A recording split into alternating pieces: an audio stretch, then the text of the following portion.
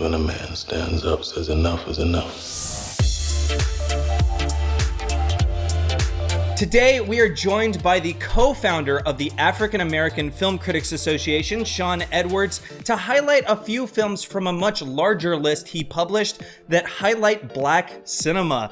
Shawn, how are you, man? Hey, what's going on, man? You know what? I'm holding up considering the circumstances. It's a really interesting time, man. A lot of historical things are happening. So I'm kind of playing part observer and part participant. So, splitting the time between the two. I hear you, man. I'm super glad you're here. I would love to hear some of your recommendations. No, I appreciate it, man. I mean, this is a great time to explore cinema through the lens of the Black experience. And if you're going to do that, I recommend starting first with Do the Right Thing. It was released in 1989. And the reason why I choose Do the Right Thing as the starting point is because, first and foremost, it's just a really great movie. You have to, if you're going to make an impact with cinema, the movie has to be good. But this movie is great. It's directed by Spike Lee, and this movie does so many things. It's so layered. It's actually very complex, but it's actually easily digestible. And it does the one thing I like movies to do. When you're done watching, it actually creates a reason to have a conversation, and discuss what you just saw. I love this film does that. I also love the fact that this film still holds up. Now, a lot of people may think it's pretty sad that we're still dealing with the same issues 31 years later, but it's also a testament to Spike Lee that as a genius filmmaker, he was completely in touch with what is going on, even back then and now. The reason this movie works is because you get to know the characters in the neighborhood. So it provides context, which is really important in the way things unfold. So you know who you're dealing with. And Spike Lee does a tremendous job of really developing and exploring the different characters that live throughout the neighborhood. Now, things sort of come to a tragic conclusion because there's this gathering spot, there's a pizzeria. And some cultural things happen inside the pizzeria that kind of spark some unrest in the neighborhood. And Spike Lee plays the main character. His name is Mookie. He's actually a delivery guy for the pizzeria, and he's sort of the person who ignites the riot. So hence the title, Do the Right Thing. It's one of the better setups ever. And after you see it, you'll come back to me and say, okay, I get what you were saying. But no, this movie explores race. It explores the effects of gentrification. It explores police brutality. It explores police profiling. This movie explores a lot of different issues that, African Americans were dealing with in 1989s and African Americans are dealing with in 2020 and all the years in between. He sparks controversy at the same time he's educated. And that's what makes Do the Right Thing the best starting point if you're going to explore the Black experience through the lens of cinema. Okay, let's talk about a movie that's a little more current. It's called The Hate U Give, and the U is just the letter U. So if you're looking it up, it's The Hate, the letter U, You Give. 2018 film directed by George Tillman Jr. The genius of this movie is it's actually based on a YA novel, which stands for young adult. This is a very sophisticated film to be based on a YA novel because it deals with some very, very heavy issues. But the main character is played by Amanda Stenberg, and she's fantastic in this movie. I actually thought the year this came out, she should have been nominated for Best Actress. She really is that good in the movie. But the center point of the movie is she witnesses the murder of her best friend at the hands of the police. They mistakenly, he reaches for a hairbrush. They mistakenly think it's a gun and they take its life.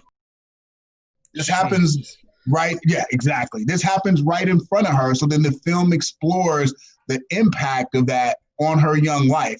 And she's already dealing with issues that a lot of African Americans deal with in the film, where she sort of has like this double life. She attends a private prep school where she has to operate a certain way, and then she has to come back to her urban environment in which she has to deal with life in a certain way. And then her father was recently just released from prison, but he was falsely accused. So now he's out and dealing with those issues. And she has an uncle who's played by Common, who's an actual police officer. So as you can see, she's navigating a lot of different worlds. But the thing that really makes this movie so special is it shows how young people are usually at the forefront of any change or any new movement, and she decides to lead a protest, and she's at the front of that. And it does a great job of exploring her situation and the way she deals with everything that she has to go through, from the murder of her friend right in front of her eyes to dealing with how does she galvanize the community and demand social justice. Very powerful, very emotional.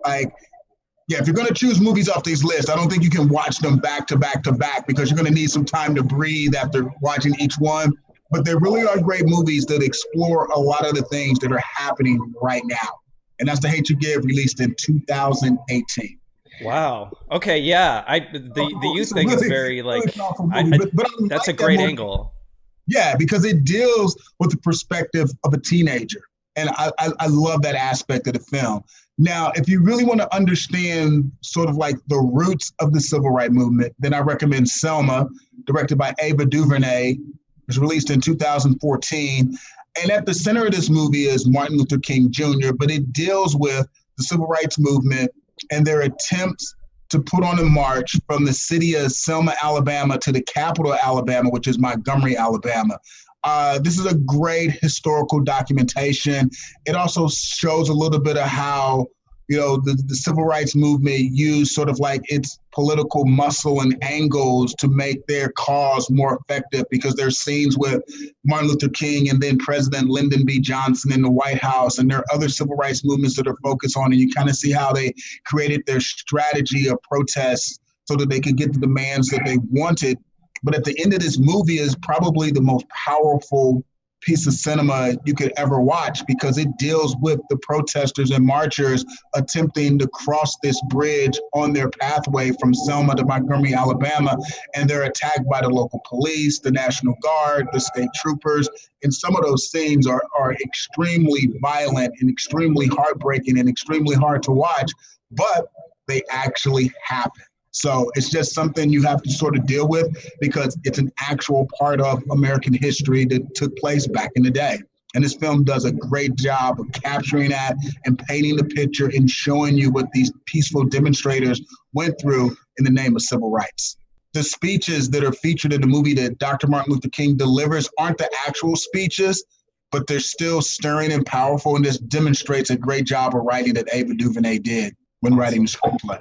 Awesome. Great movie, Selma. Now, I know these movies that I've talked about are all sort of like feature films. So I wanted to put at least one documentary on the list, because documentaries are nonfiction pieces of work. So I selected I Am Not Your Negro, which was released in 2016. One of the best documentaries ever made. This documentary is mind-blowingly powerful because it features James Baldwin, and a lot of it is James Baldwin, his ideology, his philosophy. You can hear speeches on how African Americans have been treated, in the United States since, 1619 all the way through like the late 60s. And man, when you hear these words and when you hear the way he examines the way that African Americans have been treated in this country and sort of like his plan of action for social justice, I mean, there's nothing more moving and more stirring than watching these actual speeches that, many of which were televised, back in the, 1960s, early 70s, that really get you fired up. It's just a great documentation of sort of like the plight of the African-American man and woman throughout the years. It's just a really moving and strong documentary. It's called I Am Not Your Negro. If you're into nonfiction, if you're into documentaries, I highly recommend that film. I'm definitely gonna check all of these out. I'm serious. Yeah, but I have to end this way though. Okay. Because a lot of these movies are heavy. And sometimes you want to learn about what's going on without being like, just sucked into this vacuum of, oh my God, I can't believe, So I chose for the final film, Black and Blue, which was released in 2019. And Black and Blue is a fantastic demonstration of how just a pure action movie can actually deal with heavy-handed issues without beating you over the head or being even, obvious at all. And it deals with like a Black police officer played by Naomi Harris, who's like terrific in the movie. I think it's her like first leading role, and she like kills it. So she's an officer on the police force. She witnesses some officers doing some some things they shouldn't be doing. It gets captured on her body cam. And then there's like this investigation and this chase that takes place because she's trying to do the right thing and they're trying to stop her from doing the right thing. But it's just a good example how cinema, even when it's not trying to be quote unquote pretentious or heavy handed, can still deliver a very powerful message while you're being entertained at the same time. It's directed by Deon Taylor, has some of the most incredible action sequences I've seen in a long time. And as I said, Naomi Harris, who plays like the lead officer, is fantastic in the movie. It's actually the first time an African-American woman's played a police officer in a leading role. And I like the fact that not all of the police officers are white. Some of them are black as well. It just, if you do wrong, you do wrong. If you do right, you do right. So it doesn't really draw anything, according to racial lines. It's like, hey, these are the police. Some of them are good. Some of them are bad. And this is how their activities affect the community. I mean, it's what you would quote unquote call a popcorn movie, but it has a very strong message that at the end, you don't really realize it until the end. You're like, oh, okay. I had a lot of fun watching this, but now I get it. And it does a great job of doing that. Awesome, dude. What a succinct list. I appreciate you like giving the like kind of like what the point of each of them is. Do you know what I mean? Like, I appreciate that. They all have different. Yeah, they have different perspectives. I mean, yeah, that's what I meant. Yeah, best movies ever made. The Hate U Give has a fantastic perspective from a teenager.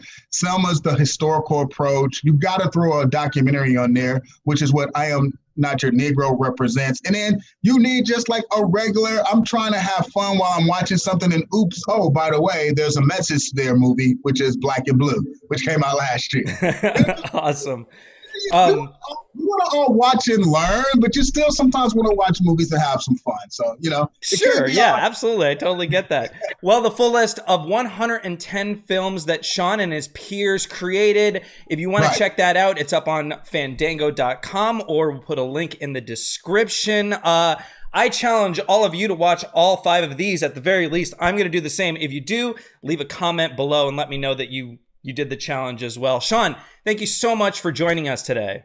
No, man, I appreciate it, man. Love the show. Love the energy, man. Thanks for having me on, man. It's always fun talking movies, man. I can do it all day, all night, all year long. So I really appreciate it. Absolutely, man. Anytime.